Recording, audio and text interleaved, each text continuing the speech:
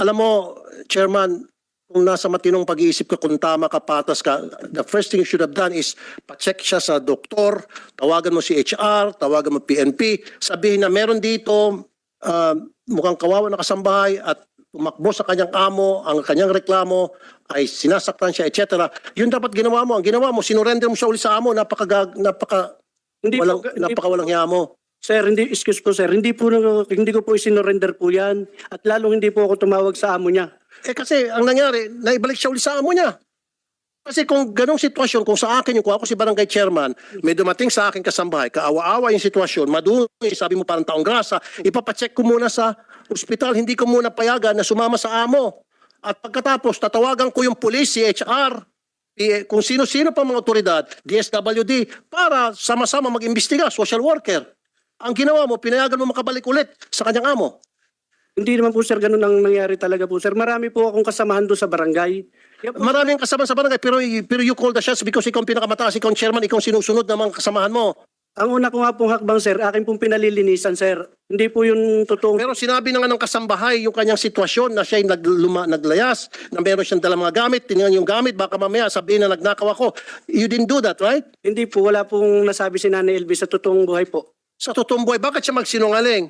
Bakit siya pumunta sa barangay? Ibig mong sabihin, pumunta sa barangay, naligaw lang? Basta na pumunta sa barangay dahil namamasyal? Hindi nga po namin... Anong reason ba siya pumunta sa barangay? There should be a reason. Bakit yung isang tao pupunta sa barangay, di ba? Bigyan mo a reason. Okay, masalita ka. Anong dahilan, bakit, kunyari ikaw, ako si chairman, bakit ka pupunta sa barangay? Ang ano ko nga... Hindi, pakisagot lang. Bakit ka pupunta sa barangay? Kung ako si chairman tapos ikaw yung kabarangay ko. Alam ko po, may kailangan po, pero po hindi... Exactly. Kaya ka pupunta sa barangay dahil meron kang kailangan, meron kang isusumbong. Therefore, tama itong sinasabi ni Ma'am Melby, kaya siya pumunta sa barangay dahil meron siyang kailangan at yung kailangan na yun ay tulong mo. Sir, hindi naman po talaga ganun ang totoong nangyari. Yun po talaga yung nangyari. No, kasasabi mo lang sa akin pupunta ka sa barangay, kung ikaw si ordinary citizen at ako si chairman, pupunta ka sa barangay, galing na sa bibig mo na pupunta ka sa barangay, ang isang tao pupunta sa barangay dahil may kailangan. May kailangan siya. Kaya lang, hindi mo inasikaso yung pangangailangan niya. Hindi mo siya pinagsilbihan. Inasikaso ko po, sir. Ang una ko nga pong hakbang, pinalilinisan ko po dahil po panahon ng pandemic. Kaya nga, matapos mo siya palinisan, sana pinadoktor mo. Hindi pa... Sana tinawagan mo yung DSWD, tinawagan mo yung CHR, tinawagan mo yung PNP.